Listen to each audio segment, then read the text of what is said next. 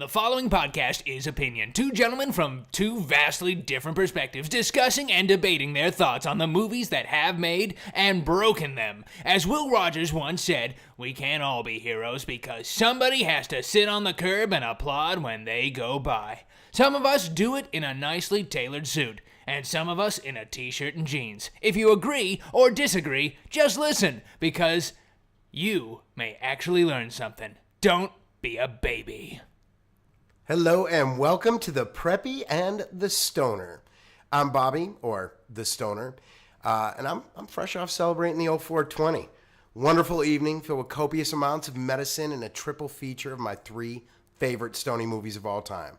Started with Up in Smoke, the greatest of all Stony movies, followed by Dazed and Confused, which is as close a second place as you will ever find.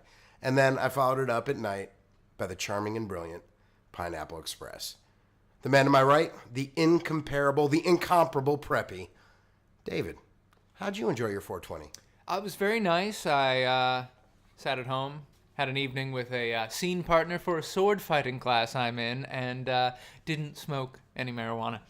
That's the truth? That's 100% the truth. That's one of the best 420 stories, sans weed, I've ever heard in my life. Right? Yeah, it's just happening. Like, this is my real life. None of it was euphemism, right? No. It was an actual sword fighting. I'm in a sword fighting class.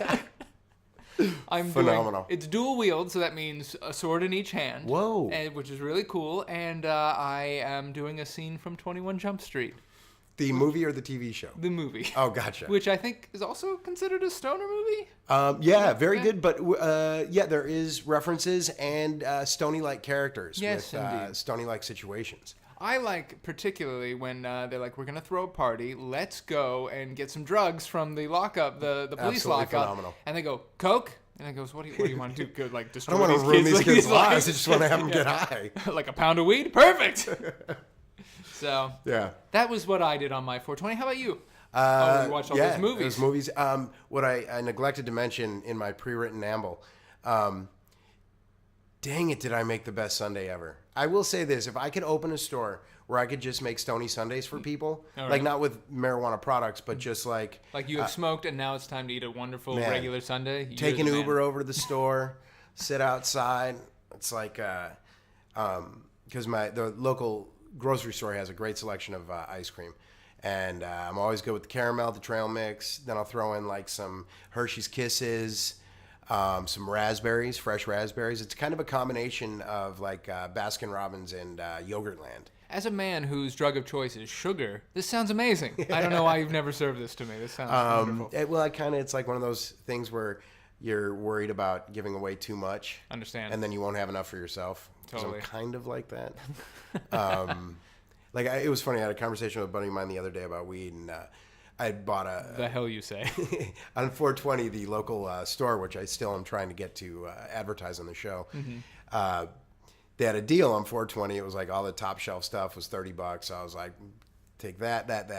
Bought way too much money in weed, and put it all together. Was smoking it, and then I was talking to a buddy of mine. I'm like, you know what, man? I think I got to kind of calm down and quit. And he's like, you just bought weed, didn't you? I was like, yeah. He's like, yeah, because whenever you're like, there's 2 bowls left, you're like, you know what? I need more. I was like, that's great. Very interesting. Like, interesting. I just learned something about myself. Completely. And it was gratifying and a little scary. Well, wonderful. Well, I'm glad you had such a lovely holiday. I did. Thank you very much. My pleasure. It was a high holiday. Clap. High holiday. So I think it's safe to say I want to say, anyone who listened to the first episode, welcome back. This is our second episode in the Preppy and the Stoner podcast. And yeah, it's good to have you back. If you listen to the whole thing, we love you. So please stick around. Last week, we talked pretty extensively, somewhat about the DC Cinematic Universe, but really we stuck to one of our favorite superheroes, Superman. Absolutely. So I think this week, if I'm correct, we're going to be talking about as much of the Marvel Cinematic Universe as we can, and that's including everything that's Disney related, Fox related, Sony related, and even a little bit of Universal and a bit of the Netflix. We're just gonna have an array of shoot Marvel. Right down into the old Marvel world. Yeah.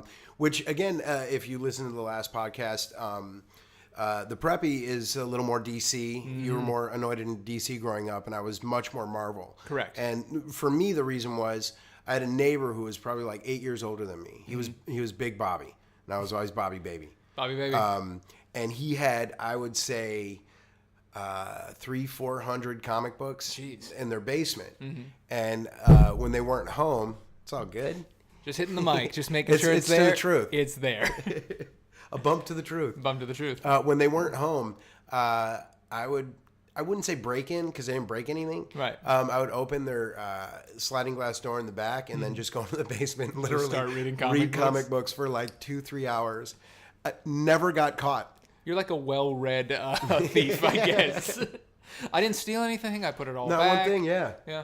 And it was great because it was kind of chaos in the basement, like where everything was. So like there would never be anything out of the like, oh, why is my Spider-Man 3 and the Thor 15? Right. He just had it all willy-nilly. Oh, yeah, it was great. Yeah. Big Bobby was a mess. And they're like, Baby Bobby's got his shit together, and Big Bobby this kid already knows is trouble. He already figured out everybody's time schedule. He's already known when to get in, how to, on both sides, my house and their house, nobody ever knew. They had a dog, too. I pet the dog. Yeah, That's great. And the dog, attack dog. Yeah. Anything happen? No, we're good. Nah, man, he's great. Well, again, so my foray into the Marvel world, I guess, is pretty much how I got into the DC world. Cartoons. Right. Again, my whole upbringing for superheroes was all in the cartoon realm. I didn't read a lot of comics. So I watched, I guess it was the early 90s, or late 80s, early 90s Spider-Man cartoon, which that's where I got my Doc Ock, my, Rhino, all these guys, but they just looked like the comic book characters. Did you have an aversion to the comic books, or is it just something that never entered your radar? Never entered my radar. Gotcha. And my dad wasn't a comic book guy, but he liked all the sort of superheroes and this and that. In fact, he showed me I must have been 5, and a friend of his was in sort of a CGI business before there was real sort of CGI. And it was like probably a minute short where it's these kids and they are playing out in the middle of the street, and then all of a sudden this liquid thing forms and it turned into the Silver Surfer. Right. And he just flies down the street on his surfboard, and I'm like, this is the coolest thing. He goes, that's the Silver Surfer. I'm like, who is the Silver Surfer? And he sort of explained it to me and all this sort of He's stuff. He's the overlord of the galactic world. Exactly. He's the right hand to Galactus. But then the other cartoon I watched was the X-Men cartoon. Cool. So those were the two. So you were probably a big Gambit fan growing up. I did enjoy Gambit, but again, Wolverine was sort of my guy. So. See, because like Gambit, I was never really aware of Gambit because I had read, I want to say I was like, because of the history that I had with the comic books that I was reading up until like my present day, I had a really good, there was probably like a 6-year coverage of story. Right. And it was mostly Captain America, X-Men, Spider-Man, a lot of Archie, which was which I loved. Right. He's in the Marvel universe, isn't he? Technically, I think he is. No, sure. I don't believe so. I believe they were different. I can guarantee you 100% wrong, but they were like a different. It wasn't DC or Marvel. It was like teen comics or something. I don't know. Interesting, but I think Marvel may have bought Archie. I'm not sure. Could be. Internet, if you're listening, please inform us. Please inform us. We'll at the end of the podcast and on the time codes, we'll tell you where you can find us on Twitter and Facebook and all that good stuff. But we'll how to help us with the questions. Obviously, we think we know. I'm speaking more for myself, much more so than the prep. I'm just gonna drink out of my jug of water. Hold on. Well, I sparked this 420 torch left over. Thanks for bearing with us, wonderful fans of this podcast. I haven't looked at the numbers, but I assume the downloads are up in the millions. Yeah, I believe the last I saw was 9. Good. All right. Thank you to the 9 listeners. I think we listened to it 7 times combined. Good. This one goes out to you too. And you, moms. Yep. So, let's jump right in. Real quick as an addendum to the last one. Last night I watched Suicide Squad. And? Again, I forget the guy's name. Flack or Jacket or whatever the guy's name. I don't remember the guy who was in love with the Enchantress. Oh, yeah. God. No, it wasn't. It definitely wasn't God. You just sparked it up, and now I'm all woozy. Who Who is it? Flag. Flag. Yeah. I was close. You're very close. You were stoner right. Exactly. I was stoner perfect. Yeah. So yeah, Flag. That dude was great. Yeah. That dude was great in that movie. Hold on, I'm gonna cough. We can cut that out or leave it in. Yeah, I think it's an important part of this story. It's authentic. That dude was great. Their elements are really good, and we talked about it last time too, real quick. And I'll move on. But Will Smith was 100% awesomely Will Smith in that movie. He Will Smith's harder in this movie than he has in a long time, and I think that's probably the direction David Ayer gave him. He goes, I mean, if I recall, I don't know if it's actually in the movie, but I do know it is in the trailers where Will Smith just goes, all right, let's save the world. And I'm like, yeah, that's what he says in Independence Day. Exactly. Pick any movie 6 Degrees of Separation. Men in Black. Like, he's just there to save the world. He's black. He's black Keanu Reeves. You know what I mean? And Keanu Reeves is white Will Smith. In that, look, if we need someone to save the world, it's either one of these two guys. These two guys have to do it. And how about The Day the Earth Stood Still? Yeah. Keanu Reeves and Will Smith's son. Crazy. That'd be like After Earth. Well, sorry for tangenting. Yeah. Well, no, that would be like the Wachowski brothers or directors, sisters. I think they're sisters now. Wanting to put Will Smith as Neo, and he goes, "I don't get this." No shit. All right, it'll be Keanu instead. Great point. So there you go. And going along that line, Django Unchained. Yep. I don't really get this. Oh. It's great. I don't think he did not get it, in my opinion. I think that was an excuse he made. I think it just wasn't on brand for what Will Smith is. Interesting.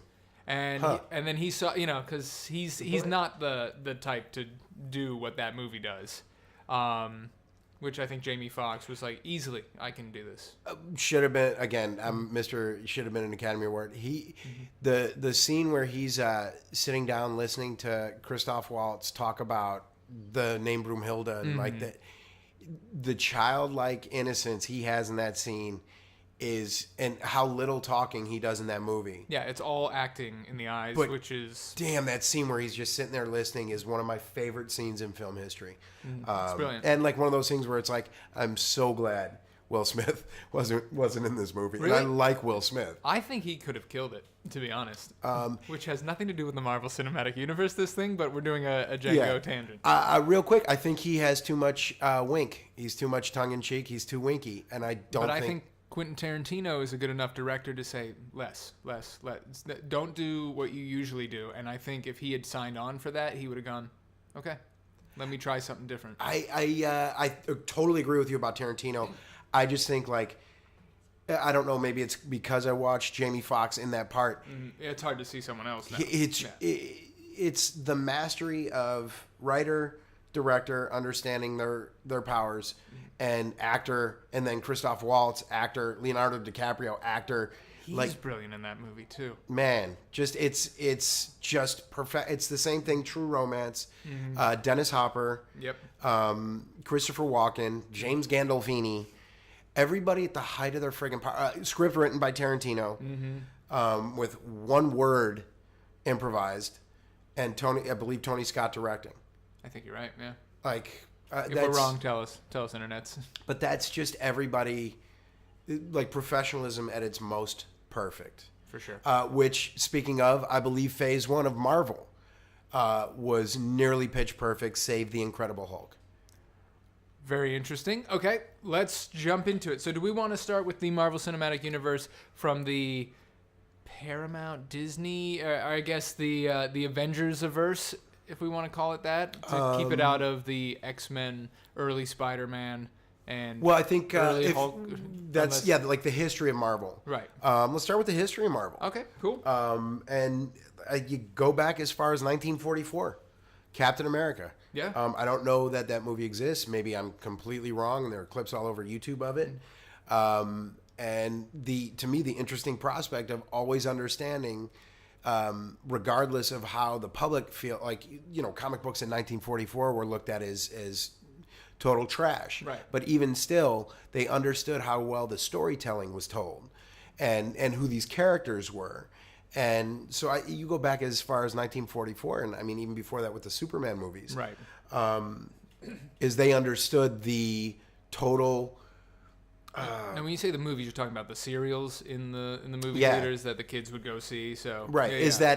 that it was based on a comic, not a comic based on a serial. right?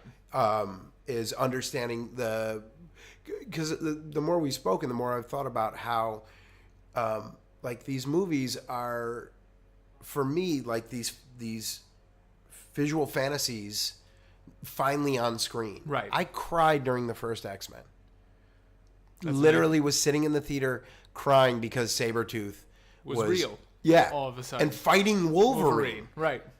It's amazing. Well, so let me ask. So how do you want to do this? Do we want to start chronologically with these movies, or do we want to start sure. in groups? Because I think the first Marvel anything was the 2000 X-Men movie Of of our. right, because Of you our- had Blade. Oh, I forget Blade about is, Blade. Blade like- is so good. and- David Ayer wrote it, who's now sort of in the DC world doing all this. Didn't know that. Yeah, so I think that was one of his first big one. Yeah, the first Blade movie is a brilliant movie. Unbelievable. And again, Wesley Snipes, height of his powers. Yep. Wesley Snipes in Wildcats, Mm-hmm. great horrible football movie with Goldie Hawn as the coach. Right. And it's like mid 80s, and Goldie Hawn's boobs. Who doesn't like that? I don't, idiots. Right. And Woody Harrelson, great flick. That was where I first kind of started to know about Wesley Snipes. And then Demolition Man. Yeah, Demolition and Man. New Jack City. And then boom, just kills it as Blade. Blade. Yeah. That opening sequence where the person's going into the club and then all the blood and you realize Right. you are the only person who is not a vampire. Crazy. And then Blade comes in and you're like, oh, this is the introduction of this character. Now the sequels are what See, the they're just sequels are. sequels. Yeah. And I think too, what cracks me up is those movies are so good. Steven Dorff is a badass in them. Right. That's how good those movies are. That guy is such an interesting guy. My favorite, he was in a movie, probably straight to Redbox, and it's him in a trunk. He gets like trapped in a trunk, and he's a Secret Service agent, but is kind of come on hard times. Yeah. And my favorite part about it is, me and my buddy used to joke about it all the time. It's Steven Dorff in a trunk. Watch Dorff in a trunk. Which you would think of Tim Conway as Dorf in a trunk. Which Let would me probably- out. Let me out. I want to make a get out of the trunk. Anytime I think of Steven Dorff, I think of Tim Conway as Dorf. That's fucking. so- apologize for the swear word. Oh yeah, this That's awesome. this podcast is not totally safe for work, so No. But make sure pretty you get- much. Yeah, pretty much. Get your headphones in, kids. It's the same thing as with the rating system, as long as we're not actually referring to the act. Right, then And we're we're just good. using it as an adjective instead of a verb. Wonderful. So yeah, Blade, brilliant movie, but at that time that it came out, no one sort of even, I guess the general population did not think of it as a comic book movie. Right. You know what I mean? It was more Yeah. of it's some vampire flick. Exactly. I had no idea it was a comic book. Yeah, I didn't either until later. They're like, he's a Marvel character. I was like, oh, I had no idea. It really wasn't until 2000's X-Men that you were like, oh my God, This it's is a comic book movie. on screen. Because I'll even go back to we had 2 Punisher movies before then. That's true. Was it 1 or 2? Because 89, and was the Travolta one? No, that was after X-Men. Yeah, that was after X-Men. But Punisher. Oh, with Lundgren? Dolph yeah. Lundgren? Yeah. Which I've never seen, but I hear is horrific. How can it not be? And you had, when was you had a couple of Fantastic Four. Yeah, the Fantastic Four they try with Captain America in 90 and the Right. Fantastic Four in 94.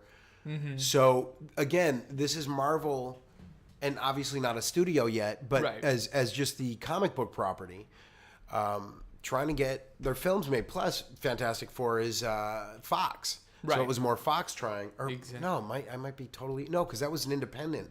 Yeah, so all the early stuff before, I think, the 2000s were all sort of independent things, and like I think Lou Ferrigno even popped up maybe in that Captain America where he's just wearing like the motorcycle helmet movie, whatever it is. Right. All of it's bad, but again, you've got the Lou Ferrigno, Incredible Hulk Right, TV which show. I loved as a kid growing It was up. great. What I love is that his name was David Banner, Right. not Bruce Banner, because for some reason they thought Bruce wasn't a manly enough Yeah. name. And as a man whose name is David, I'm going, they're right. They're right.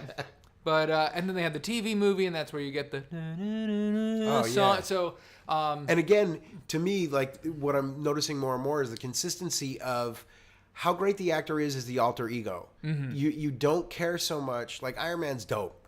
He's shooting rockets out of his shoulders. Dude's awesome. But it's Robert Downey Jr. It's what was his name? The Courtship of Eddie's father, the guy who played David Banner in the TV show. He was just. I'm not gonna remember this. I feel horrible for not knowing because Courtship of Eddie's father was also one of my favorite shows growing up. And he was a great dad in that, and then he was a great Banner. Yeah. And being able to play that, so it's the inconsistency of the consistency of making these films, Yes. or making these projects. So yeah, everybody's experience up until X-Men has been like, you know, and then and the Batman stuff went from like cool to passe. Right. Well, once it got into the Joel Schumacher stuff, you're just like, all right, they're doing whatever. I mean, I even remember when I saw the not to get back into DC, but I saw the trailer for Batman Begins.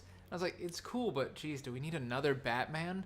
And once you're in it, you're like, oh my god, yes, we need. But did you feel a little differently knowing that it was Christopher Nolan, as opposed to like? At the time, I had no idea who Gotcha. he really was. I just saw a trailer and I was like, do we really need the origin of Batman? Like, we know who Batman is. Like, we get it. You know what I mean? But then it was like, yes, of course we do. Right. Like, once you see Batman Begins, you're like, oh, this is a great movie. Right. You get to The Dark Knight, and you're like, oh, this is cinema. Right. And then you get to The Dark Knight Rises, and you're like, it's pretty good. But do you think going into Dark Knight Rises, if that kid doesn't forever change the Aurora Massacre? I'm sorry, what? The kid who shot everybody the opening night of Dark Knight Rises. Oh, yeah. If that never happens, that movie, I think, is just... I've never seen a movie cursed like that. Yeah. Cursed. Yeah. I mean, not to minimize what happened. Right, of course. But it's like the bizarreness. And what drove me nuts about that was the kid was dressed like the Joker. Yeah. Like... So you're saying he didn't even get the right movie? Like, what are you? Yeah. If you're gonna do a dress like Bane, is that what you're saying, Bobby? Jeez. No, I'm not. No. I'm just saying, like, Yeah, I this mean, kid's living in the past. well, All right, I shouldn't joke about that. I yeah, apologize. we I may cut this. I have out. jokes Tourette's. Yeah, I think you got to let it live. Really? Again, I mean, look, unfortunate use of words. it's a horrific thing, that whole thing, and But I think know, it tainted how we perceive. that movie. Yeah, I How- really how do. So Is the terror and horror that went into the reality of people just going to see that movie. Yeah. So the news. I mean, look, I saw it with my family, and we were scared, and we were saying, and look, there are moments where Bane and his constituents or his goons, they go into Wall Street and they start shooting up, and all you hear is gunfire. And I'll be honest, I was looking around because that's the perfect time for something horrible like that to happen. Right. Now, that is a visceral reaction in the theater. We were talking about theater experience last week. Right. That is a visceral, like, psychological experience that especially is now associated with that movie. Right. So I'm saying you take away you having this, like, kind of hesitant feeling going in and seeing that movie, it's going to a affect different movie. Right. It's just a Although, different movie. I mean, as horrible as obviously that was, I think Christopher Nolan, came out with something going, I hate how much that, that this happened, obviously, because the movies is a sanctuary for me. That's a safe place to go and watch stuff like this. And this kid, obviously who has ruined that for everybody forever. Ruined it, yeah. For everybody forever. Let alone the 100 lives in that theater. Right. Like, but that forever changed your movie-going experience of, like, from now on, completely. for everything. And you had that, you were super close to that feeling when you were seeing that movie. Right. So I don't think there's a way, because, like, as a film, like you were saying about The Dark Knight, it's a really good film. It's probably one of the top 2 or 3 where you're like, all right, if this is going to be, our representation of what superhero movies are, or, just great movies, it's probably up there. if not the one. But it's impossible to divorce yourself from that literal feeling that you have instead of just like the normal like, I'm gonna go enjoy a movie. Oh wow! And real quick, in the theater for that movie, there was Dark Knight or Dark Knight Rises? Rises. Yeah. Because same thing, packed house.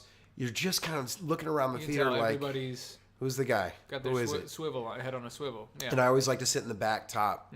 And the girl next to me is younger, bored, and she's on her phone. Like for most of it, it's like a late show. I'm a little tired. I'm a little cranky. And now we're sort of at the end of the movie, and she's been like every 8 minutes checking her phone. And I didn't know how to say it. And then finally, I just turned to her and went, "Will you please stop?" And she didn't touch the phone for the rest of the movie. So you just scared her as much as humanly possible. Politely. Yeah. Politely. But that's like those two things are what I remember most about the movie, and then having seen it a bunch of times after. Yeah.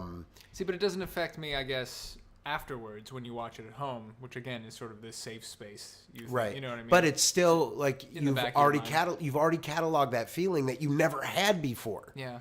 You catalog that feeling, and it's always going to be linked with that, whether you're thinking about it or not. To me. Well, the other thing that's sort of is linked to it, and it's sort of a nicer thought, I guess, is after that, Christian Bale went there and went to visit the families and the people in the hospital and pay his respects, and you're like, that's Batman, you know what I mean? Like he cares about the people, and it was sort of like out of this terrible thing comes the good. Right. And I mean, if there's ever any sort of bright light or hope or whatever from that terrible thing, it was a little bit of that. The response, I mean, was beautiful, but it's the act is it's I don't know. I kind of equate it to the Matrix of when Neo like dodged the bullets. Right. That forever changed movies going forward as to what you can actually do with film.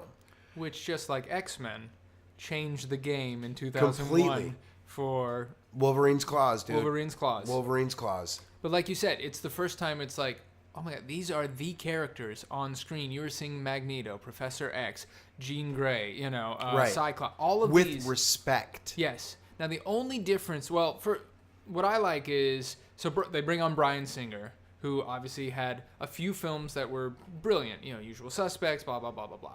So they bring him on, and according to him, he said that they used to watch the Richard Donner Superman on set all the time going, they are figuring it out. How do we make people fly, lasers come out of eyes, claws come out of, people. And it's just sort of like, all right, we're figuring this out, and it's brilliant. The only thing that they did for the longest time, and they still sort of do it in the X-Men world, is, we can't put them in the yellow spandex. We can't put them in the iconic uniforms. So black leather, and maybe back to the Matrix. The Matrix sort of did this, black leather is cool for a superhero that's under the radar kind of thing. If you're not Superman, then it's the black leather thing. Right. Now let me ask you this. So X-Men comes out. And real quick to add on that, sorry, Stoner Thought just went, it was like a vending machine, like, right.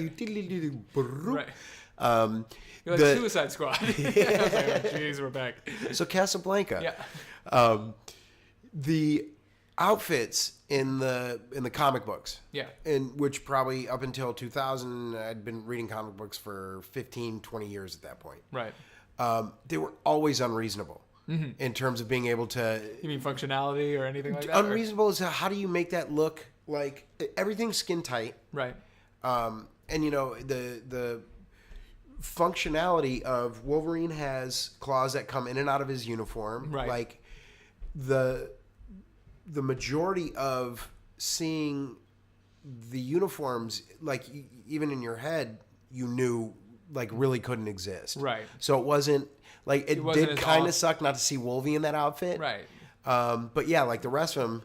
It's not as off-putting. Like, what's his name? Cyclops isn't wearing the hoodie over his head with the one red bar. Right. But as long as he had the shield for his eyes, you're like, cool, good. You got it. I got it. And again, it comes back down to the respect of saying, okay, these are the things we can't accomplish right now. Right. And it's getting these literally painted on uniforms. I mean, like Rebecca Romaine, right, Stamos O'Connell. Yeah. Is literally painted on. Yeah. Yeah. And it's the only one that works because, and it was the same with Jennifer Lawrence in First Class. Yeah. Is these outfits are now not the main theme, but we'll still pay respect to it, as well as with Mystique. I mean, it's not her outfit; it's just her skin, and she's not wearing an outfit. You know what I mean? So that makes sense. She has birthmark nipples. Yeah, exactly. So I don't know how deep we want to go into the X-Men universe because I mean we can start with the casting. I mean you have two brilliant Shakespearean actors with Patrick Stewart and Ian McKellen respectively as Professor X and Magneto, and again the whole series with the two of them is this brilliant chess match between them. And you know, some have also said it's about their romantic relationship, you know, the underlying sort of, you know, homosexual relationship of these two people, you know, trying out their different ways. Or that's fun. I've read the X-Men for 30 years. Yeah. And Batman and Robin, I put the gay relationship on, which we'll get into later. The Bucky and Cap thing is just so out of control, bizarre. Can't you guys just be really good friends? If Dave, I love you. Yeah.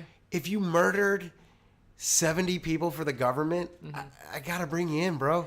You are no friend of mine. And wait, I'm the sidekick in this situation? I'm Bucky Barnes? No. See, they just didn't follow Bucky. Imagine the movies Bucky would have made pre getting caught by Cap. True. Like, this dude is killing everybody. Training 5 killers. Yeah. Cap's just like walking around, you know, trying to do the best. Bucky was the real badass. When Cap was a 2-foot nobody, Bucky used to stick up for him, okay? So he can kill whoever he wants. You used to sleep on my floor. Okay, so you can kill 30 people, including Iron Man's dad. It's not his fault. We'll get to it. Right, exactly. We'll get to it. But yeah, I never... Like a professional, I kept my phone on. This is good. But I never would have really inferred that, or even thought of Magneto and... Well, I don't think originally Magneto and Charles were that way in the comic books. I mean, it just sort. But in the again, movies, does that come to the fact that Ian McKellen is gay or Bryan Singer?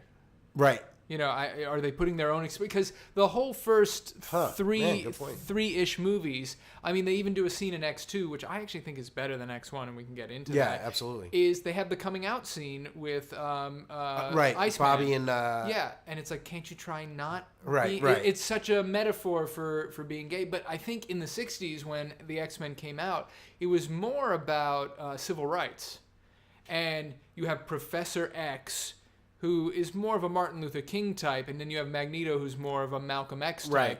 Obviously, the X's are switched with the characters, but it's this idea of are you gonna pursue this fight essentially, you know, peacefully or radically? Yeah. And that's where, and as much as I'm sure Martin Luther King and who are we to speak on these subjects as two white privileged Jewish people? But I'm just saying, you know, Martin Luther King going, you know, through non-violent means, and then you have Malcolm X. Well, it's the ideology of Professor X and let's educate. Right.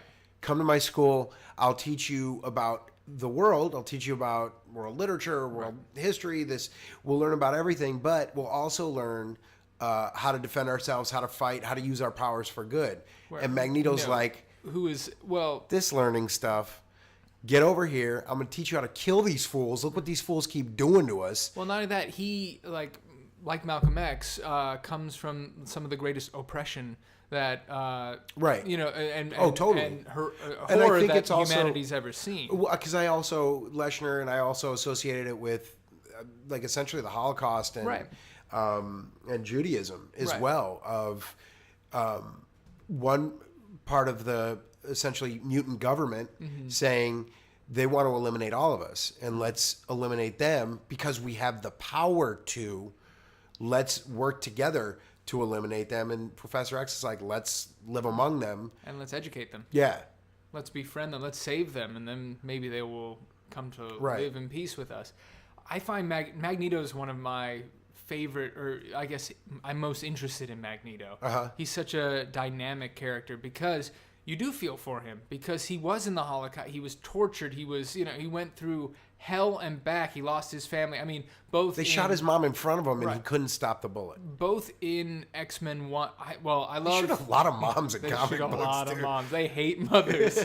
Comic books hate parents. So do Disney movies, by the way. No doubt. Yeah. Bambi's mom. I'm still not over it. She shouldn't have been frolicking there. How dare you? So, I don't know how deep we want to get into it because we have a lot of movies to get to. We can sort of zoom through, but... I keep hitting the mic. I'm so sorry. Let me just move it slightly. Okay, cool. Interesting. We're going on casting and we can sort of jump about, but the idea of Magneto being a survivor from the Holocaust, it gives him almost legitimacy in what he's doing every time. Right. But I always had a question. Does he... he hates all non-mutants, right? Like, he will not... He doesn't trust them. I don't think he hates them as much as he just, like... But he'll kill everybody who's not a non-mutant. Yeah, I want to say he kills mutants, too.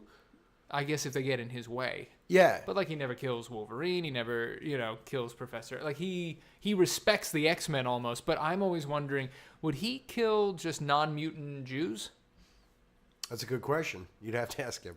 Like, is it a case-by-case basis? Yeah, hold on. Let me text him real quick. I don't know why he talks like Professor X. I'll destroy all of you. What's your name? Greenberg? You get a pass. Come over here. Yeah. This way. You get a pass. Behind Porcupine Boy. Right. Well, no, I think it's funny. What I was sort of tripping in my own stupid head. I was like, because Ian McKellen does bring Gandalf, which also had sort of a gay element to him. Interesting. I would never put that. Well, like always with the kids and enjoying, like he was. You might be seeing something that might not be there. Could be with the kids. But you mean the hobbits? Yeah, like he loved the hobbits and doing the fireworks, and then he kind of always had his arm around them. I don't know. It was a little weird. Well, I think the hobbits, are adults. They're just tiny people. But if you're a wizard, you got to find some other wizard gal. Well, here's the thing. He's a myth. In my head. Not that I know a lot about Lord of the Rings or the Middle Earth world, but he was a Mithrandir, so he was sent from essentially the gods to protect these people and bring them knowledge and this and that. So I think he found the hobbits as one of the most respected races in Middle Earth, and that's why he protected them and looked for them for help. Right, and looked because he knew he could trust them. Exactly. But I think too. I guess what I'm really referring to is so much came out of during the Lord of the Rings and when they started winning awards, and he was very out about being gay, right? And which to promote the community and to help, but also at the time, very he did it at 70, right? But very unlike. Sorry. Oh, no. My weedy smoke is getting all around the place. It's all right. It was just very unlike anything. It was sort of just that societal change. For sure. Even recently, I think Luke Evans was in an article where he mentioned that he was gay and came out recently, and people were losing their minds. Right. Who's Luke Evans? He was Owen Shaw, I believe, in the Fast and Furious movie, the brother of Do you know Jason I've Statham? never seen a Fast and Furious movie? Really? Yeah. They are stupid but fun. Right. Like if you just go, I am just going in to see like cars blow up and stuff. That's a the lot movie of fun. for you. Right. It's weird. It's one of the only franchises where it's like not good for a while, and then you get to 5. Right. Fast if you fight 5, through, you fight through. It gets good again, and you're like, all right. I haven't seen the new one, but apparently it's quite good. Cool. I don't know if I can watch them. Well, while we're talking about back to X-Men. We're talking about the casting. We'll get into it, but also the casting of McAvoy and Inglourious Bastards. Yes, Fassbender as the younger versions of Professor X and Magneto. Yeah. Brilliant. Yeah. Utterly brilliant. But I guess the biggest casting we can talk about is Wolverine, which is Hugh Jackman, who holds the thread to this entire universe together. As wonderful as Patrick Stewart is, and as wonderful as Ian McKellen and Fassbender and McAvoy and Jennifer Lawrence, they're great. Yeah. And it's wonderful. But to have Hugh Jackman in it, and it's the most important casting in basically modern film history. nailing that part. Right, and I would put probably Robert Downey Jr. as Iron Man second to that within these superhero movies. And I think that's why they're both in the race for having done so many, because we love seeing these two actors as these characters. Right. They embody it so well. But, like, I have to give it to Hugh Jackman because, one, Wolverine's supposed to be, like, 5'3", right. like this little hairy trollish guy. He's Gimli with his axes on his hands. Totally. And then you've got this, 6'4", very good-looking man who was undiscovered at the time, right. whose wife told him, do you really want to do this superhero thing? And he goes, yeah, I guess so. And he's like a singer-dancer. Yeah. Australian, so he's put not only that, he's putting on a crazy accent. As we'll find later, there are a lot of Australians who are going to come into this world and put on crazy accents and do it. But to not take the New York dudes like I'm Bub. Hey, Listen, Bub. Yeah. Because my original is again from the comic or from the cartoon, and he's like, "Listen, Bub, I'm gonna kill you." Right. You want to dance, all that. Yeah, like he's almost like a '50s tough guy. Right, exactly. Because for me, I always had the voice in my head, and it was almost always that voice. But the way he nailed the voice with the part, and in a subtle way.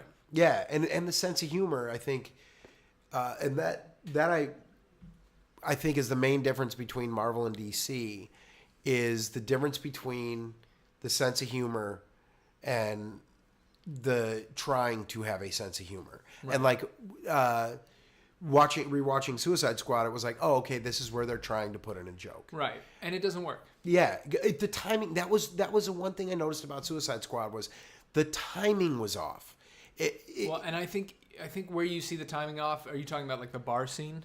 Because I think that in general, the entire movie is just like a beat off or a beat too slow or a beat too fast. Yeah. And it's too, and then music.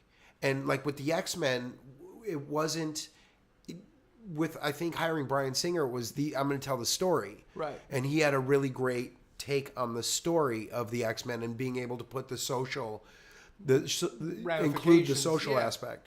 And then having just really good actors. You have Halle Berry, who's arguably at that time the biggest star in that movie. Right, yeah, it's true. And Ian McKellen, because he's... Oh, no, Lord of the Rings hadn't come out yet. No, I don't think so. Yeah. Holy shit.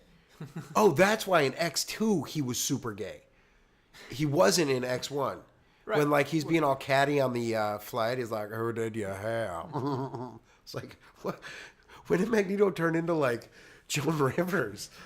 Just ragging again, on I think you're seeing something there that might not be. But you'll see when you watch it again. You'll see that scene. You'll be like, oh, okay, yeah, I get it. So getting into X2, I think that's usually the sequel is either just okay or pretty close to the first one. First one's a great movie. I think X2 is kind of a perfect movie, right? In a way, and completely. it doesn't get the credit it deserves. I think it's the most respected of that franchise for sure. Because once you get to X-Men: The Last Stand, where Ratner took over.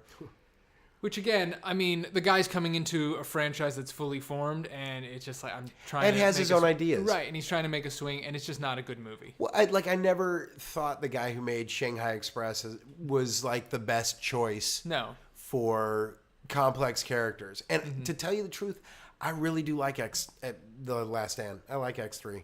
I don't. Love it's not my favorite, but right. It's first of all the thing with X2, and for me as a comic book fan growing up, Nightcrawler. Yeah. Nightcrawler. But that's X2. X2. Yeah. Which is brilliant. And he's brilliant. Brilliant. I've missed him in X3. That opening scene in the White House is brilliant. Tail knife. Ready to go. Yeah. And just, I mean, like that was, like, goes back to the conversation we had. I always wanted Nightcrawler's powers. Interesting. Because he could also crawl on walls. Right. Like Spider-Man. Mm-hmm. It was just, you have to give all that up for the blue and the tail. And right. In the comics, he had like the Michael Jackson jacket that they did in Apocalypse, but it came down like a Borat bikini. It's so crazy. But like the thing with the X-Men franchise for me was it was such a gratification of everything I read growing up. Right. It respected all the characters. It respected the villains. Mm-hmm. The plot's a little loose and tough because like the thing that bothers me at the end is it was the end of Days of Future Past where you see Stryker as Mystique. Right. Because that always just literally confused the living crap out of me. Yeah, and we'll get to it. Because did she kidnap Yeah, Wolverine then? not It sure. just, like, I get it for using the technique of ha ha ha, but it makes literally no sense. But it's kind of just a wink to the audience, I think, because they obviously didn't pay it off in right. X-Men Apocalypse. Because he got captured. Right. And is in a cage. It's ridiculous. But just going back to the X-Men, wrapping up for me, the X-Men franchise the first trilogy was respect and love for the characters. Mm-hmm. Cool. Like in the end of X-Men Last Stand, where his powers are what saves the world when he has to kill Jean. Yeah, because like you see the skin ripping off of phenomenal. him as she's Phenomenal. just murdering everybody. Yeah. Right. And like I hated that Cyclops died. Spoiler alert. Yeah. Yeah. Spoiler for all of these movies if you haven't seen them. Yeah, pretty so much. just any Marvel property, if you haven't seen them, we're gonna spoil it. So. And then you'll love it when it comes up when you're watching the movie because you're like, oh, here it comes. Here comes. Here he dies. Or there it goes. Yeah. That it was respect Although and love, I think and they were fix great. it later on in the next trilogy, but 2/3. yeah. So so again, I would say if I were ranking the first trilogy, it would sort of go X2, X-Men, and then Last Stand. Because I mean, there's some good elements I think in Last Stand that you can get behind. I even like Beast finally in it as Kelsey Grammer as Beast. Yeah. I think he does a solid job for what he's given. Yeah. But again, it's not. The action isn't great, Again, there's just a lot of Magneto going, you have adamantium. That's metal, and I control metal, so sorry, Wolverine, bye! Just chucks him out into the forest. It's like, okay. Yeah, and like the forest scene where, and the Dark Phoenix, reading that sort of thing in the comic books freaked me out. Yeah. Again, goes back to what I was saying about that's women ruining superheroes' lives, dude. Well, also, I feel like the whole Dark Phoenix saga, they ruined for us there because they're like, let's just throw it in one movie. No respect for the source material. Right. Although, apparently the next one that they're doing in the franchise is called X-Men Dark Phoenix. So, hopefully, I don't know if they're going to space or whatever, and that's where, I guess that's where it needs to go because that's where the whole Dark Phoenix saga happens. So now, after X-Men The Last Stand, and it didn't get a great response from anybody, they go, I guess let's do, is it X-Men Origin Wolverine? I believe Wolverine's was... 2009. Yeah, but real quick, okay, so within X-Men 1, Spider-Man comes out. Okay, so you want to jump that way. Yeah, so Sony... like Marvel, because this is like the Marvel... Gotcha. So Sony comes, and they go, boom, Spider-Man. Because Fox just blew up with X-Men. Right, so they go, okay. And this is the point where Marvel, as a comic book company, was dwindling, and they sold off all of their properties to different studio houses, so it wasn't all together. That's why we have this crazy who owns the rights to what kind of thing. So Fox owns all the X-Men. Then you've got Sony with Spider-Man, and then finally a lot of convolution, and then Disney owns a lot of the main ones that we come to love now that people really didn't know. Do you remember when Disney bought Marvel? Was it 10? Whenever, even though Paramount, I believe, distributed the first Avengers movie still, Disney had bought it. And they said, you can distribute it still. There was some deal, but after that, it's all right, because it was Marvel's Avengers. So Marvel... Yeah. No, it was Marvel's, not Disney's. Yeah. So... right after Avengers came out. Right. Marvel bought it. So Avengers came out in... Who knows? 2012. Yes. So Avengers... So from now, we're saying 2000 to 2012, X-Men gives respect to the genre again. Mm-hmm. Spider-Man comes out and fucking nails it. Nails it to the point, but like box office nails it as well. Like it was one of the highest. Right. Like people were just like, I mean, even in Entourage, they make fun of it because when they do their fake Aquaman movie, they're going, we got to catch the spider. We got to catch the spider. Like it's the numbers they're looking at is it going to be bigger than Spider-Man? And it's just great. It's to me a perfect Spider-Man. Sorry. It's a great movie. I almost think that Spider-Man 2 is an elevation and an even greater version, which is so rare. Yeah. But and I'm wondering too, is it because 3 is so from both X-Men Last Stand and from Spider-Man 3, because the third movies in those franchises are so disliked, does that make us think that 2 is better than it is in both scenarios? No, because I think I remember going, I think I like 2 better than the first one, or like they elevated the material, right? They expanded it, and it's more like. As much as I like Green Goblin, it was sort of weird because his helmet didn't move. It was a whole thing. And like the parade scene was like oddly Batman Returns-y. Very much so. And again, your first ones are your origin stories. And sometimes the origins can be great, and sometimes, especially if you know where these people come, we get it. Radioactive spider bit him. We get it. We get everything. We just want to get to the action. So once you're in, X2, Spider-Man 2, like back to X2, the whole bit of like, hey, Wolverine, who we know already, he's rolled up to the X Mansion, he's staying the night, he's still trying to figure out who he is. All these soldiers come out, and he just and like he murders and it's epic. And it's what you've always wanted to see. It's what you've always wanted. Like when the kids are about to be shot, and he grabs these 2 guys with his claws and flings them back, and then ching puts them back. Let's go. And we're with Wolverine. Like we are as much the Rogue and Bobby and the other guy, the Pyro guy. Right. And I loved Colossus too. I always loved Colossus in the comic book. He was great. I mean, I almost like him better in Deadpool. Like they kind of do it. See, really I didn't well. like the way he looked as much. I liked the way he looked better in X2. Although again, it's sort of in X2 where he goes, "I can help," and he goes, no. It was basically like, we've got enough characters. It's cool to see you, but we don't have enough to CGI you punching everybody. Help them. Yeah, we don't have the money behind this yet, kind of thing. But so back to Spider-Man. I thought Doc Ock was, Dr. Ock, it was just an unbelievable bad guy. Alfred Molina. Perfect casting. And unusual perfect casting. Yeah, you wouldn't have thought. Yeah. Like, this is friggin' the evil Doc. Oh, yeah, he is the evil Doc Ock. By the way, did you know his first movie ever is Raiders of the Lost Ark? Yes, I do. It's crazy. Give me the whip. Yeah. Throw me the whip. Oh, man. And again, that's one of the ones I saw in the theater. Yeah. At like 7, 8 years old. Like, that's awesome.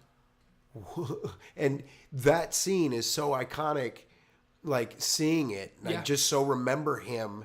Mm-hmm. It's so funny how it's like, and he's like this great actor. Gotcha. Right. It's unbelievable. I thought he was just the give me the whip guy.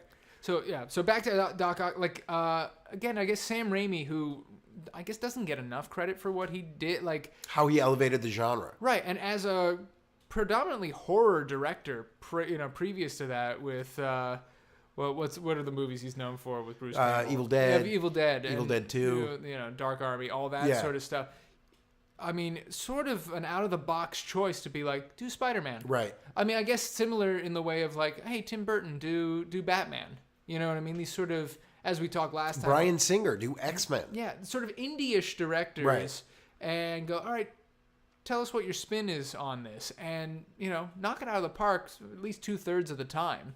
And I also like the idea of, as much as there was CGI stuff for Doc Ock's arms, there was also practical puppetry. Right. And each puppeteer had and they all had their own, personalities. I think he called them Mo, Larry, Curly, and he had a female name for the fourth one. Right. And she did all, like, the female arm. Did the thinking. Well, didn't do the thinking, did all the precision stuff. So when it would pick up the keys or pick up, like, very small. The other ones were idiots just flailing about. Right. And also you get, like, I don't know, it's just a great movie. I agree. And that's where you get the train sequence. And again, why did Doc Ock lose his mind and start rampaging the village? Well, wasn't it something with the chip that he put in with the arms got fried? And? Affected his brain. And his wife died. Okay. That's all I'm saying. You're saying it's always a woman who turns someone either bad or into a hero? Loses his mind. And then what's stopping Spider-Man from being Spider-Man the whole series? Mary Jane? Thank you. All right, well, I guess. Wait. He never danced that way with Mary Jane is all I'm saying. All right, you would know Mary Jane much better than I would.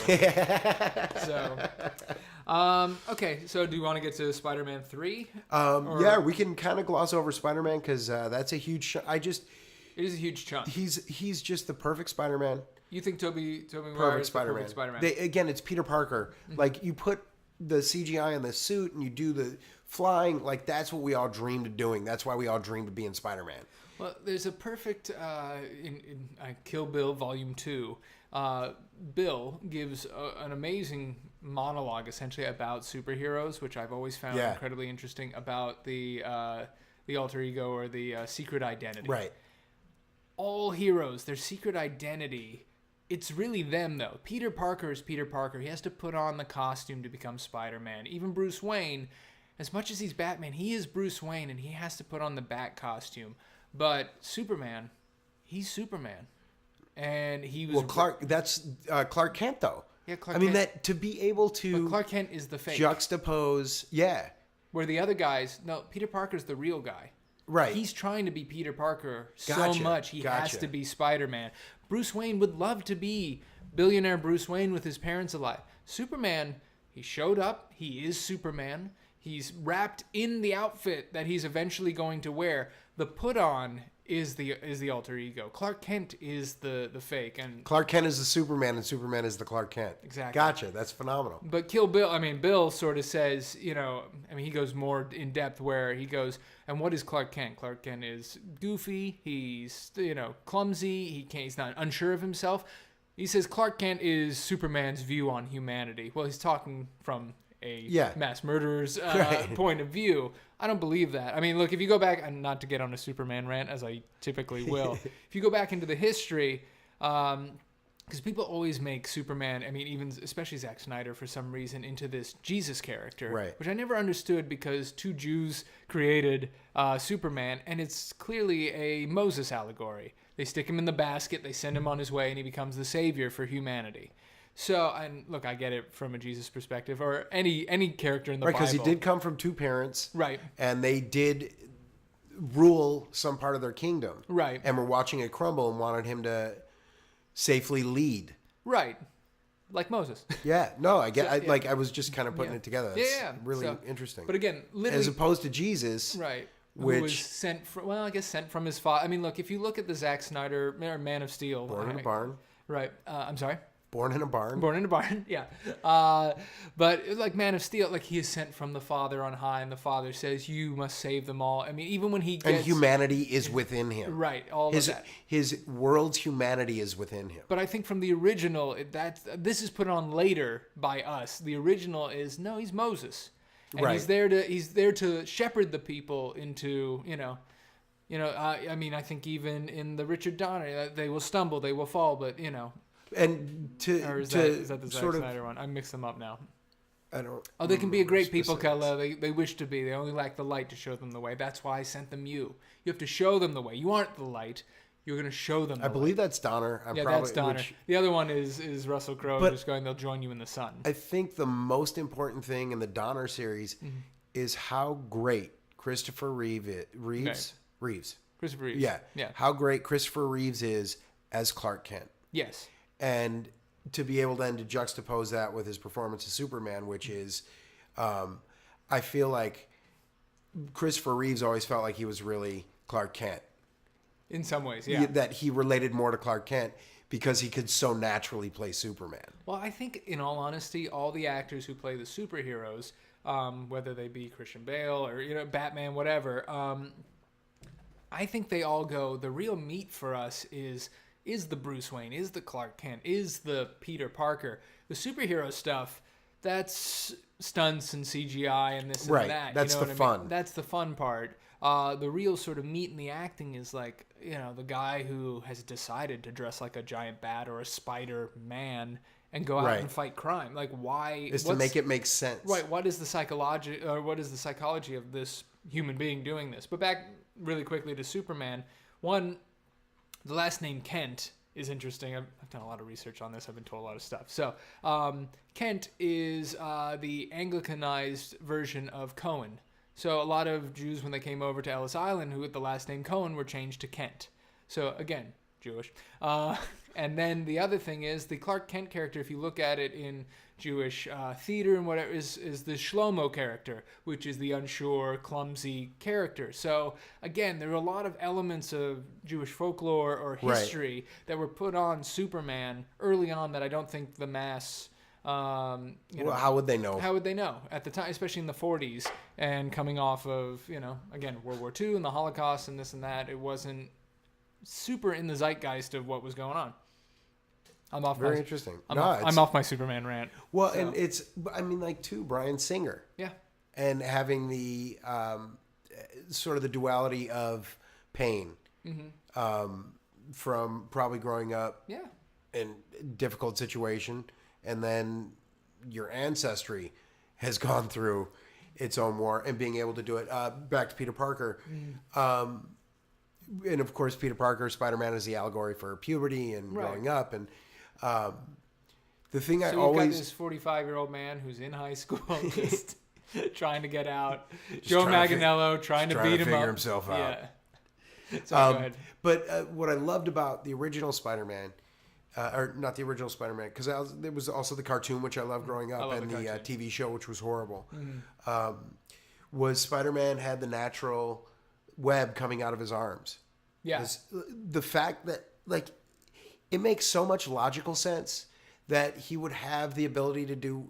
He doesn't have to create a web. Right. You don't have to create... Why are all these guys such geniuses when it comes to computers? I'm sorry, if you're a genius at computer, you're not making a steel web that can shoot 100 feet through wind. Like, well, if you look at any Marvel property, it's either they are born with power. It's the people who are born with powers, which are pretty much the mutants, and then the people who gain their powers later on. Like freak accident that happens, whether it be the Hulk, Daredevil, Hulk, Spider-Man, Daredevil. Yeah. Anyway, Iron Man, even. You know what I mean? So I think we should finish. I mean, look, we could get into just the first Spider-Man trilogy as its own episode if we wanted, but let's touch the third one really quick. Definitely.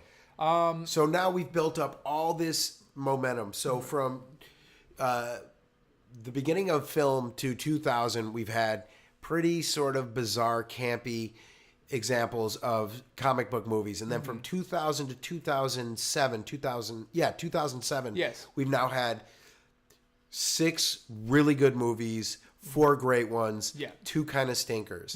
And then in between that, there have been a bunch of stinkers and a couple of really good ones. Exactly. So then Marvel moves on to Iron Man. Well, did you not want to talk about Spider-Man 3? I thought we were going past it. Oh, Sorry. I was just quick, please. Can just do it quickly. Yeah, of course. I mean, like you with X-Men: The Last Stand, I didn't hate it as much as everybody does. And look, you look at it now and you're going, yeah, it's not great. Everyone hated the whole dance sequence, this and that. And hated Eddie Brock. Yeah. Which I did like. I kind of liked Topher Grace. Sorry. I didn't mind him. Someone explained to me, especially because they put Gwen Stacy in there, that it was like, and a comic, very prolific comic book reader friend of mine was like, I go, what's so wrong with putting Gwen Stacy in there now? And he goes, it's like if you waited until Return of the Jedi to introduce Obi-Wan Kenobi. That's the best way I can describe it. Right. I was like, okay, I kind of get it. But yeah, and then Eddie Brock's supposed to be this big, dumb, guy, and obviously he wasn't. So they took a lot of liberties with early characters and with Eddie Brock and this and that, but they hated the whole dance sequence which was ridiculous. Well, because I go, but he's a nerd. Like, Peter Parker's a nerd. Yeah, and it worked. This is what he would be like if he It was Tobey. Cool. It was Tobey Maguire. Right. Again, it comes back to Peter Parker and being able to play Peter Parker and him strutting around. Right. And yes, it was ridiculous and awful, but it made sense. Right. He's a cheeseball. And then the other real problem that, I think a lot of superhero movies suffer from is usually your first movie is origin story, one bad guy. And then the next one's like, well, we got to ramp it up and we got to stick as many bad guys as we can. And favorite bad guys, too. Yeah. So this third Spider-Man, you've got Sandman, you've got Venom, and then you've got Harry Osborn. You got the Hobgoblin. I think he's just the second Green Goblin. Hobgoblin. In the comic books, Harry's the son was the Hobgoblin. Gotcha. And he was in like a orange, right? From what I remember. I'm probably, again, way wrong. If we get it wrong, just let us know. We probably won't read it. First of all, real quick. Yeah. One of my favorite lines in the history of movies comes from the first Spider-Man, where it's Thanksgiving and Aunt May has already slapped Willem Dafoe on the hand. Right. For sticking his fingers in the cranberry juice or cranberry sauce. Yeah. And the look he gives her kills me. And then Harry gets into it with Mary Jane. She leaves, and you just hear him go, just do what you need to do and get done with her. It's not the exact line, but like right. Like through the door, right? It's so William Dafoe. And that's the dad's advice. Yeah. Like a rich dad's advice to his son. It couldn't have been more perfect. Do what you need to. Yeah, he was. And get rid of her. He was great. And in fact, and him popping back up in Spider-Man 3 as this sort of voice nefarious in Harry's head is kind of brilliant as well. Completely. Great casting on that. And yeah, Spider-Man 3, really enjoyed. Loved Sandman. Loved Sandman in the comic books growing up. Loved him on screen. Tom Hayden Church, great call. Great performance. Again, they were all good with the material they were sort of given. But I guess the overall story is just sort of a boring story. We don't really care. Like, why are Peter Parker... Like, in the last movie, Mary Jane finds out that Peter Parker is Spider-Man. The two people she loves, essentially, are one. And great, go get him, Tiger. Now that he's gone to get him, just gave me chills. Yeah, but it gives me chills. Again, it reminds me again of Alfred in the Dark Knight trilogy. In the first two, it's like, yeah, keep doing this, be Batman. And again with Mary Jane, Spider-Man saves the world. My boyfriend is Spider-Man. By the third one, they're both like, please stop, just stop doing this. Right. We can't take it anymore. It's driving us nuts. For some reason, what sort of made them attracted. I don't know about Alfred attracted to Bruce. Yeah. We're not going to put a gay allegory onto every superhero we have. But, it just sort of, I don't know, they lose faith in them for some reason. Well, I think it's really the perfect explanation of a relationship is all the stuff you found exciting at the beginning. You're just like, ugh, knock it off already. Oh, you got to go save a puppy from getting hit by a police car at the exact perfect time. You couldn't have, timed it out a little better. We're both single, by the way. Anyway, and but I think it's so true. Yeah, well, I guess Alfred was confused but relationships in any form are difficult. So to put, and I mean that with Alfred, not in a romantic, but just in that's what I mean. You're just sick of it. Like he's just been a whiny turd. Right. Well, as we said in the last episode, Alfred and Bruce have sort of a strange father-son relationship. That Bruce almost doesn't acknowledge, but Alfred loves Bruce, and this is his son, and as much as he supports him going out and trying to better his city in the best way that he can, he loves him, and he doesn't want him to die. And he's watching him not live. Right. Well, and that's a huge thing of are you ever going to get married? Are you ever going to have kids? And I want the best for you. And maybe and you can see there's a lot of regret, I think, in Alfred, where it's like, maybe I did the wrong thing by indulging this. Instead of sending you to a therapist or really just sort of trying to help you get over. Maybe we just talk through it. Yeah, help you get over your parents' instead of just death. Me getting on the computer and telling you where. Yeah. Where Clayface is. Clayface is in the. He's in the third floor. Yeah, he's on the third floor. Okay, so I think Spider-Man, and now boom, we've built up this momentum of finally having respect. And the fans finally having respect. For sure. And then the mutual respect between the fans and the filmmakers. Right. And the studios. And then the studios finally realizing how much respect the fans deserve. And then Iron Man comes out. Marvel becomes its own studio. They figure out how to make movies. Like what I always felt was they had just figured out the special effects and the graphics. Right. And that once that was the entire bridge between the storytelling and being able to make good, decent films, was how to figure out how to make Wolverine's claws come out, how to make the Lockheed jet fly around. And it's like The Matrix Reloaded, how to fight 30 guys at one time. Right, and make it look as real as possible. Yeah, it doesn't look cheese dick. Right. So true. But yeah, so you get to Iron Man, and I mean, before we even start, you have to give it to Kevin Feige, who is the mastermind, the overwatcher, the sort of brilliant thread throughout all of this. If the Louis B. Mayer, if you will. Very much so. So, and who really, and what we do, which I found out recently, I think one of his first films he started on was X-Men. So he worked on X-Men, he worked on Spider-Man, and then he got his shot at running the whole thing. And so he has seen it from basically the inception of this new wave, the aughts as I call it, or the 2000s onward of the superhero boom that we live in now. And from those movies, making the contacts, figuring out how to produce really good work. Right. And it comes down to hiring the right friggin' people. Right. And so, go ahead. Jon Favreau for Iron Man. Boom. Exactly. And also for Favreau to go, you know who would be great for this is Robert Downey Jr., who had obviously had his struggles, had been to jail, and was sort of in movie and TV prison. Like he'd been on Ally McBeal. Like where Mel Gibson is now. Right. Or, I mean, I guess Mel Gibson's slowly coming out of it. But that's what was, like, he was in Ally McBeal. He had done Kiss Kiss Bang Bang. Right, which is a so he was starting movie. to kind of crawl out. But he was in purgatory. Yeah. And they gave every him a story shot. was more bizarre for like 4 years. Yeah. So it was but also Jon Favreau. Yeah. Hiring Jon Favreau. Who would have thought at the time you're going, Jumanji? Swingers guy? Oh, no, he's doing Jumanji. Yeah. Swingers guy? Okay. Right. I mean, it's a good movie, but all right. Wouldn't have thought. Right.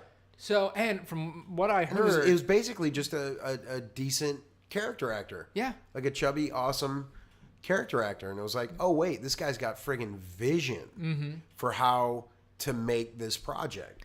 So you get... So you've got what becomes the perfect director with the perfect lead actor as Iron Man. With the figuring out how to digitize the suit and how to make that look awesome. I think they went to ILM, which is George Lucas's company, and yeah, the intricacy of when he puts the Iron Man suit together, or the machines are putting it together, is unbelievable. You're like, oh my god, yeah, it looks real.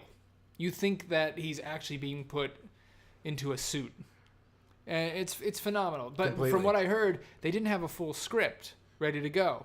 So they'd be improvising, they'd be figuring it out. And then Jeff Bridges, who plays Obadiah Stane, and again, I think he gets an underrated Completely. Because what I love about it, when I was in college in the theater department, I played Claudius in Hamlet, who's the uncle and the bad guy, and I grew this beard, this longish beard, and I said, I kind of want to shave my head. I kind of want to do it like Jebediah. Or Obadiah Stane. Jebediah. I want to do it like Obadiah Stane, because what's perfect in that movie is he's a nice guy. He's Uncle Obadiah, and he's taking care of him. You don't realize until halfway through that he has his evil. own thoughts and ideas yeah, about. And he's a mean guy. In fact, I would love to see a version of Lex Luthor kind of like that.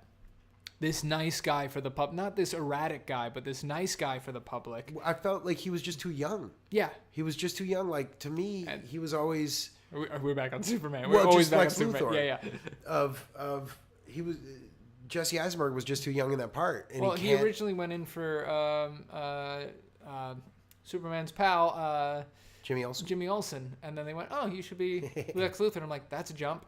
That's a big old jump. Are you being serious? I'm being 100% serious. I did not know that. Yeah, he went in to read for Jimmy Olsen, who dies in the first 5 minutes. They're like, oh, we kind of want a name in that, so you think Jesse Eisenberg, it's Jimmy Olsen. They just killed him as a shock value, but then he came in red and did his erratic whatever, and they were like, oh, you should be Lex Luthor. Because I always felt like that was how they saw him, as just, he's Zuckerberg. He's Zuckerberg gone crazy. Well, I think that once he came in red, they were like, that's what it became. yeah, social networking, gotcha. Yeah. So I thought that was their intent the whole time. No, funny. And then, it's not my idea, but I think it's a brilliant idea. It's all over the internet. It would have been great to see someone like, look, obviously you want Bryan Cranston to shave his head and be every bad guy, but the idea of like a Tom Hanks being Lex Luthor, same as Jeff Bridges being Obadiah. Exactly. So you've got your typical nice guy everyman, essentially. Well, like Captain America, Winter Soldier. Yeah. Friggin' Robert Redford. Yeah. And for me, Iron Man, I remember watching it in the theater being like, first of all, I thought the Robert Downey Jr. casting was brilliant. Perfect. Because Tony Stark, he was just Tony Stark. Mm-hmm. Tony Stark was just a drunk, like, to me, was just this like pissy drunk dude who was rich and didn't have anybody, and like, he was party boy Bruce Wayne. He was what Bruce Wayne couldn't be, essentially. But he was in the comics. To me, he was darker. Oh, okay. He still he goes down that like dark, terrible dark. Yeah, thing. like just.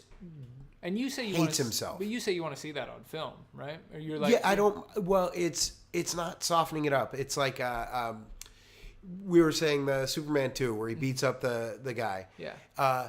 Every case in comic book movies, and it's a bane, no pun intended, of my existence watching it, is there always has to be a reason that the good guy punches a guy who's makes fun of the food. Or why is it a bane of your existence? Because it's not realistic. You don't need a reason because the guy was mean to his dog. Don't be mean to your dog. You will suffer. No, do you know what I'm saying? Yeah, no, I know exactly. Now I get it. Yeah, I was a little late on the uptake on that one. He's high, ladies and gentlemen. It's fine. But sorry. He was my protector. I totally know what you mean. My bane. I know exactly what you mean. Of that forced. Mm-hmm. Oh, he's a jerk. Right. Where Tony Stark starting out, it just is a jerk. Yeah, and appreciate it. Again, nails every part of it. And I remember seeing the movie and just being like, this is kind of slow. This is going kind of slow. He's in there making the thing with the arc reactor? Yeah, but with the vaguely Arabic helper whose family was murdered. Like, I get that happens a lot in the region. The guy who put the arc reactor into his chest? All right. I think he was kind of a major character, but all right. But, I mean, like, that vaguely whatever he was against the vaguely whatever they are villains. Well, they had to... Well, I liked it. I liked all that because they updated it for, a post 9/11 kind of world. Right. You know what I mean? So I found it super interesting because obviously that's not his original origin story. I think his is in Vietnam or something. Yeah, something like that. But then the escape and then it like because I was like, this is slow. Holy mackerel! This movie's awesome. Right.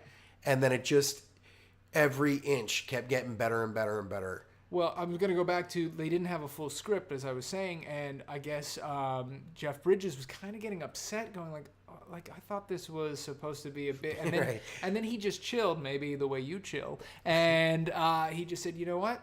It's a Cassavetes movie. Well, he said I'm making the most expensive independent film of all time. It's a Cassavetes movie. Yeah, and he's just sitting there, and they would be in their trailer, and he'd play some guitar, and they'd chill, and they go, let's figure out the scene, and throw some dialogue around. And look, obviously, Downey Jr. is big on improv and figuring it out, and he's not opposed to having an earwig in his ear and saying, "Throw me lines," and I'll just... The best throwaway line actor ever. Yeah.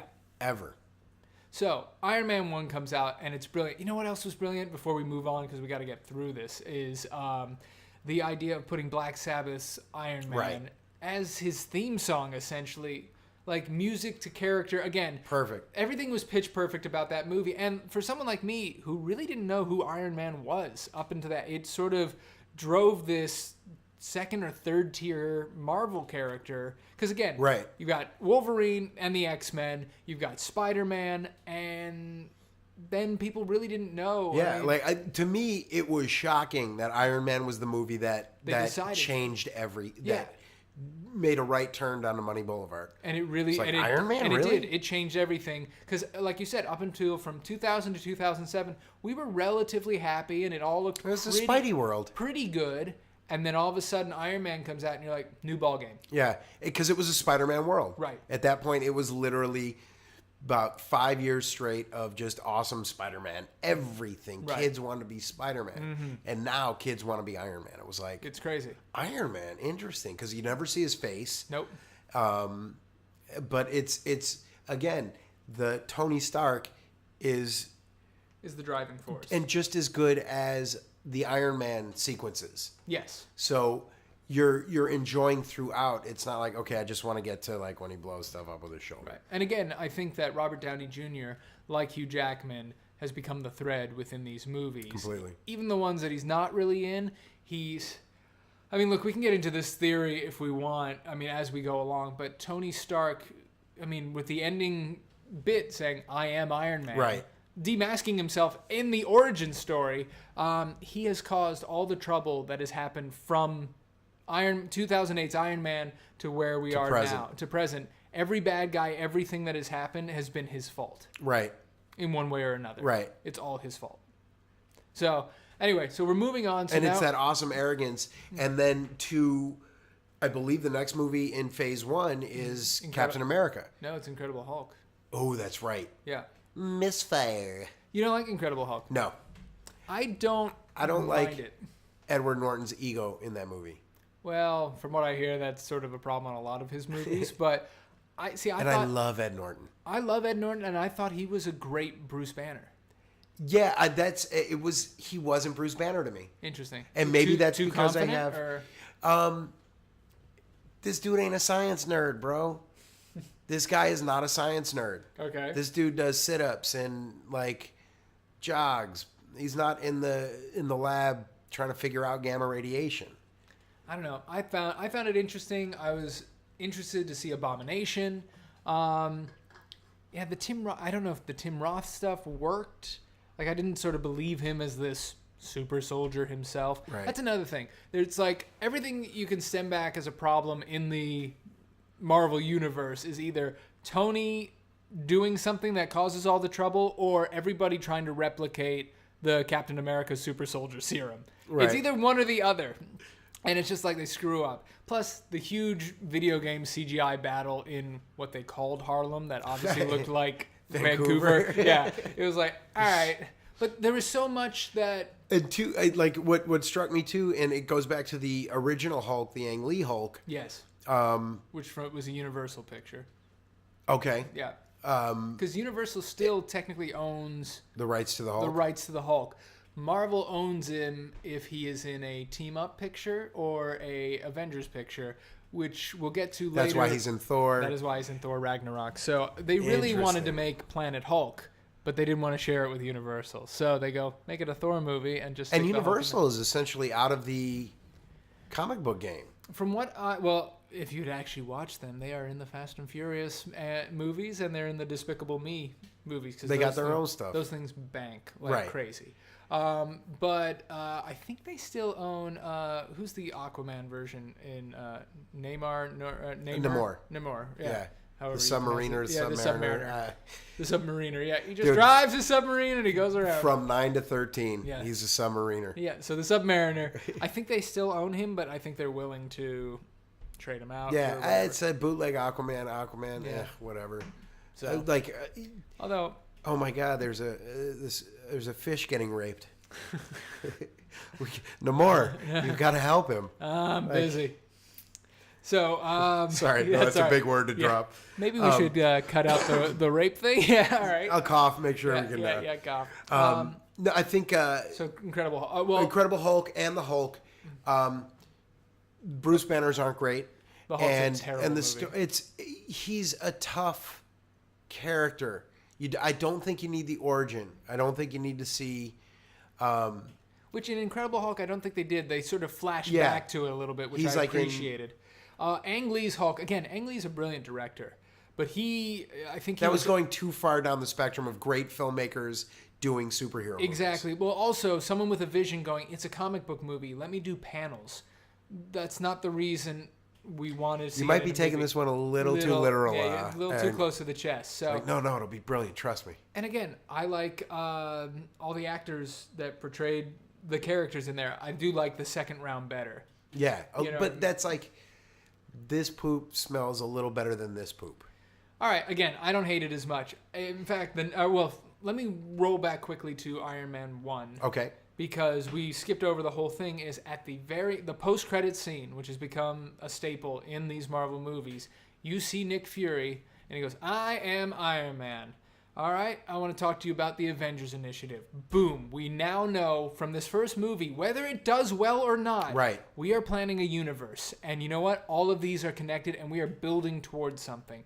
And that's where we're talking about this phase 1. Changing the game. And what I didn't realize, and you've written it down here, is that Iron Man and Incredible Hulk are both 2008 movies. So they've already planned this next movie, and we'll talk about a little bit. We won't get in it's heavy really funny on the one shots. It's funny because it didn't really just dawn on me until you just said it about how much Edward Norton. Mm-hmm. We're supposed to be talking about Edward Norton now, right? And it completely didn't forgot. Work out. Yeah, and then William Hurt coming back in for into it. Civil War makes you remember and go, oh, okay.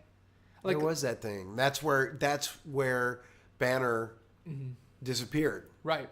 And in fact, there is a deleted scene in The Incredible Hulk where Edward Norton, I think, is on the ice or whatever and tries to shoot himself in the mouth and kill himself. Yeah, I've seen and it. It turns into the Hulk. And I'm forgetting the actor's name. Ruffalo mentions that in Avengers. He goes, I was in a low place, and he mentions that scene.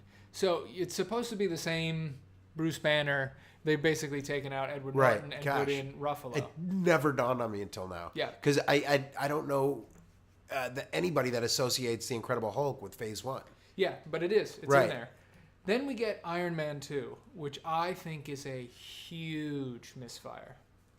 Like, if you think Incredible Hulk is bad, I think Iron Man 2 is terrible. Yeah. And I think it was... It's the akin to Spidey 3. Right. And again, it was sort of like, wait a minute, why...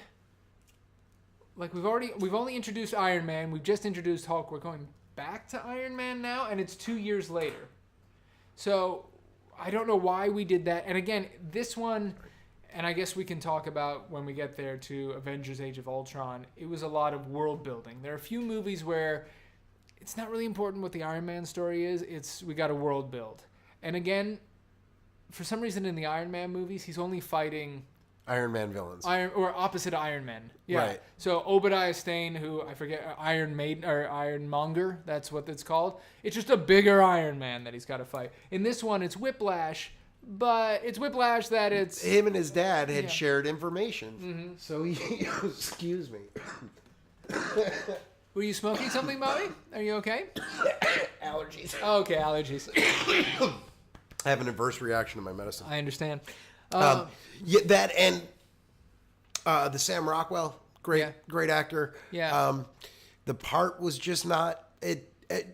I think it's like the same thing, like sort of as Suicide Squad, is just the time. There's just something elementally wrong with what you're watching. Right. Is that it's just not clicking for you. And I enjoyed the a lot of Iron Man 2. Mm-hmm. What I can't take in that movie or in any movie when there's a party, it is always the same party with the same specific age group of kids from 19 to 23. Mm-hmm. And well, he's a billionaire. Why would he have old people there? Why would he have... Wouldn't he have friends there? Like, did he just go down to, like, Sunset Boulevard and, like, yo, party at my house? Well, I think if you think of the Iron Man character, like any of the superhero characters, I think we mentioned it last time, they're all very lonely people. And they sort of... Like, I don't think Tony Stark has a lot of friends. I think it is Pepper Potts. I think it is Colonel Rhodes. And that's why when Rhodey says, everybody out and puts on the what will become the War Machine suit... And they have that fight. It's a real sort of slug it out between two friends. And it's like, you're being a dick. Right. I don't think he has a lot of friends. I think these are faceless 90210, kids in the background sort of thing. It's just so... I guess it's the cliche of it. Right. That I find so offensive. But and I just don't buy it. But is it cliche now because... it originated from these characters, or at some point? No, I think in general in movies, are like party scenes are just so bizarre. Yeah, it's like they do an open casting call for like everybody in LA. Pretty people from, like you said, 19 to 25, and show up, wear your best, weirdest outfit, and then look like you're having a weirdly good time. Like nobody's pissed, nobody's walking around, nobody's tripping, nobody's drunk. Like, it's not a party. So the only good thing I would say that came out of Iron Man 2, in my opinion, is War Machine. And I like the casting of Don Cheadle. I didn't mind Terrence Howard. I thought he was fine. And I think that's how everybody sort of felt. And they just went, but I think Don Cheadle's a wonderful addition and sort of added to it. But that is like a potentially landmine. Yeah. In your world building is now you're just getting rid of you're getting rid of actors. Well, and at this point we haven't replaced Edward Norton yet. So Edward Norton's so you've got your first Iron Man, which is Robert Downey Jr. Nick Fury comes in, says we're starting the Avengers. At the end of the Incredible Hulk, Tony Stark walks in and talks to William Hurt's character. What's his name? Ross. General Ross. Sanders. General Ross, and goes, I hear you got a problem. I hear you've got a problem. Let me tell you about this Avengers thing. So we're building the world again. We get back to Iron Man 2. Now Nick Fury's in it. We've got Agent Romanoff. That's another add to it. So we're world building. We're throwing Black Widow in there. We're throwing War Machine in there. We've got more characters. And from the more characters, the story suffers, but we're world building. And you're right. You've got a terrible thing where you're like, I've already replaced what was going to be a major character down the line with a different actor.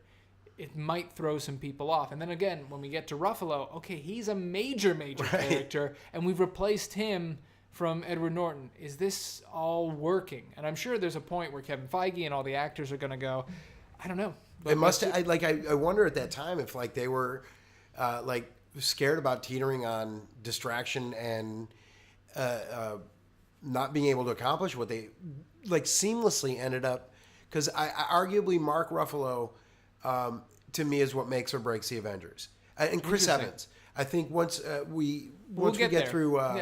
Iron Man. I thought I really loved the car scene in Iron Man 2, where Mickey Rourke comes on, but it just became muddled. Well, here's my biggest problem with Iron Man 2 is it's not until the Whiplash. Well, until that race, and that's about like I don't know. I want to say like 45 minutes in. You see no Iron Manning really. I mean, it opens up and he flies down essentially to the Stark convention. Right. But it's only when they get to the race that he finally puts on the suit from the briefcase, and you're like, cool. And again, it's only a couple seconds, so there's not. It's kind of my biggest problem with Dark Knight Rises as well. Is it takes forever for him to start Batmaning. Right. Like, I think it's like $1.10 in. Yeah. Well, and that's how I feel about Iron Man 2. I'm like, can you just get in the Iron Man? Like, do the Iron Man stuff. I like Tony Stark, but it's too much. Like, I need both. But I'll say this too: if you look at the original Iron Man, I don't believe you see Iron Man until 48 minutes in. But again, he's building the suit. He's not just digging around. Right. He's not just hanging out. Right. I'm grabbing water, but I'm still listening. All right.